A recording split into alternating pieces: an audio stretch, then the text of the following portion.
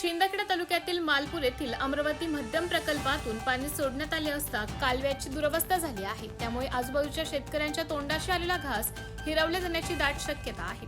गहू काढणीला आला असता उजव्या कालव्याचं पाण्याचं आवर्तन सोडण्यात आल्यामुळे शेतात पाणी साचल्यामुळे गहू कसा काढावा या चिंतेत शेतकरी आहेत। पाटबंधारे विभागाचं दुर्लक्ष दिसून येते। पाणी सोडण्यात शेतकऱ्यांची काही अडचण नाही, परंतु अधिकारी वर्ग काम न करता पाणी सोडतात, फक्त हो म्हणून केवळ वेळ निभावून घेतात। मागच्या वर्षी मार्च महिन्यात पाण्यामुळे शेतकऱ्यांचे नुकसान झाले होते।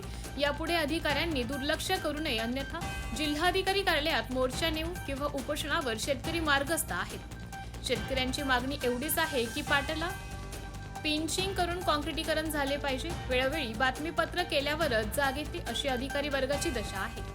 संबंधित विभाग डोळे मिटून बसले आहेत की काय असा संतप्त सवाल शेतकरी करीत आहेत। इंजिनियर रोशन सोनवणे म्हणतात की उजव्या कालव्याची अस्तरी करण्याचं काम मंजूर असून लवकरच सुरू होण्याचं असल्याचं त्यांनी नमूद केलं आहे। तसेच पियुष पाटील यांनी सांगितलं की येत्या 15 मार्च पर्यंत अंदाजपत्रक तापी महामंडळ जळगाव अथवा कार्यालयात दाखल करण्यात येईल। तुमची पोकळ आश्वासने नको, लेखी स्वरूपात उपलब्ध करून कामाला लागा अशी मागणी आहे। MTV न्यूज साठी प्रतिनिधी प्रभाकर आडगाळे, मालपूर। हे आमचं क्षेत्र आहे। मी चतुर रमेश पवार।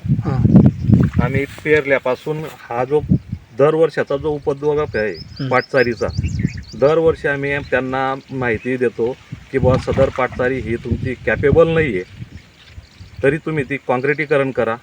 काँक्रिटीकरणचा त्यांनी अजूनपर्यंत कुठल्याही पद्धतीचा मुद्दा घेतलेला नाही। दरवर्षी फक्त ते काय करतात, पाणी सोडण्याच्या अगोदर जे खडे मुरुमची जी जमीन आहे त्या जमिनीवरती झाडे उतरतात आणि पाणी सोडण्याच्या अगोदर JCBच्या सहाय्याने ते कोरून घेऊन घेतात। त्यामुळे काय होऊन जातं, गळतीचं प्रमाण जास्त वाढलेलं आहे। दरवर्षी आम्ही त्यांना निवेदन देतो, पण त्या कुठलाही पाठपुरावा करत नाही। हे जे नुकसान झालेलं आहे, तर याची आम्ही मागच्या वेळेस आपल्या माध्यमातून सुद्धा आम्ही त्यांना माहिती दिली होती की कांद्याचं नुकसान झालं, पंचनामा झाला, पण कुठल्याही पद्धतीचं आम्हाला त्याच्यातून आर्थिक सहाय्य शासनाने दिलं नाही।